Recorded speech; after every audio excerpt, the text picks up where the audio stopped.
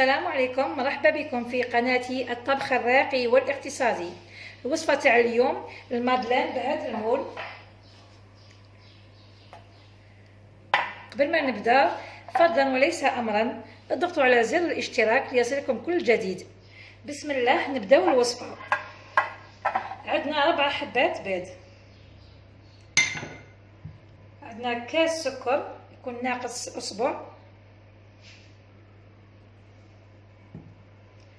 عندنا هذا الكاس تاع الزيت، انا راني دايره هنايا نص كاس زيت، ونكمل نعمرو بالمارغرين دايبه.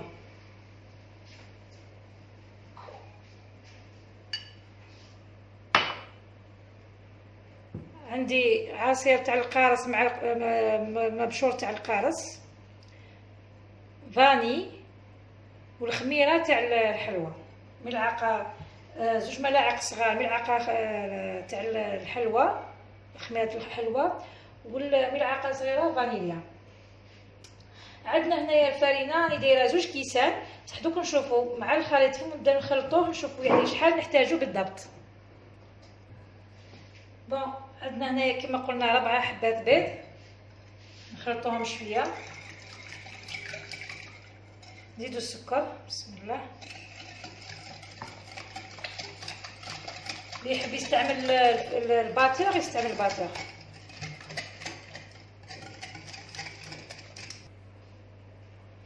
كي خلطت مليح السكر مع البيض، نزيد الكاس هذا تاع الزيت اللي مخلط مع المارغرين. اللي ما عندوش المارغرين في الدار يقدر يدير غير الزيت، تخرج تاني المادلين تخرج مليح. عندك المارغرين تمد شويه كو خير من الزيت وحده. دوك نزيدو هنا العصير تاع حبه قارص مع مبشور تاع حبه قارص، ونخلطهم مليح.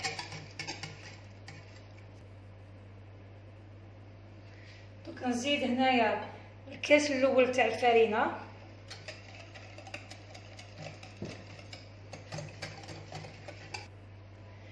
نزيدو الكاس الثاني تاع الفرينه باش نديرو غير نص، ونشوفوا القوام تاع العجينه تاعنا تاع الخليط.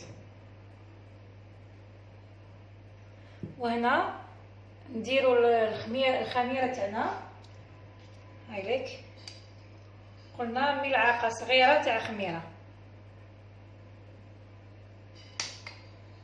ولا فاني، هايليك ملعقه صغيره فاني.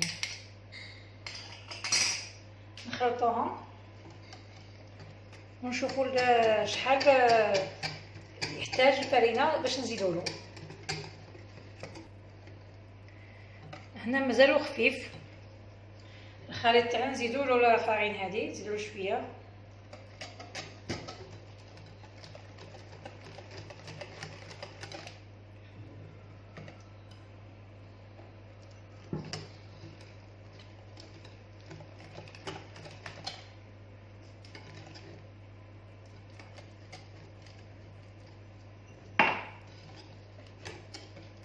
هكذا درنا 2 كيسان تاع فرينه كامل في 4 حبات بيض.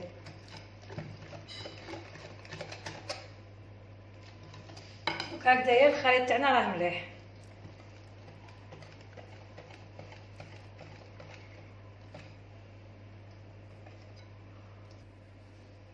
هنا راني نعمرهم غير بالمغرفه، اللي يحب يستعمل لابوش شادو يدير لها بلابوش، يسهل عليه شويه الخدمه. سينو ميم بلا كويير هايك سي فاسيل. ها مراهيش صعيبه كاع.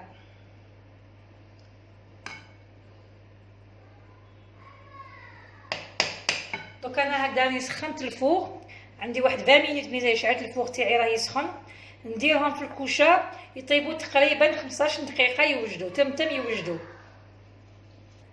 درجه الحراره تاع الفوغ يكون 180 درجه. هنا البنات حبيت ننبهكم يعني واحد الامر، كي نعمروا الخليط تاعنا ويقعدوا لنا هادو فارغين في المول نعمروهم بالماء. انا هنا راني عمرتهم شويه بالماء ماشي حتى للفم، يعني نعمروهم غير هكذا شويه، نعمروهم نقولوا النص هكذاك باش ما يتحرقلناش المول في الفوغ، خاطر هادو يطيبوا عادي بصح هنا يتحرقوا لو كان ما نديروا لهمش الماء. بهذه الطريقه هكذا نحافظوا على المول ديالنا. دوك نحطهم انا يزيد يطيبوا. هادو هما اللي قعدوا لي برك، هذا 4 كي يطيبوا نرجع لكم ان شاء الله. ماجلين بالذوق القارص راه وجد. نتمنى تعجبكم الوصفه وتجربوها وتكتبوا لي في التعليقات اذا كان عجبتكم، خاطر الذوق تاعها يعني يجي رائع بالغو تاع السيترون هذاك يجي ما شاء الله. جربوها ما راكمش رايحين تندموا. الى اللقاء.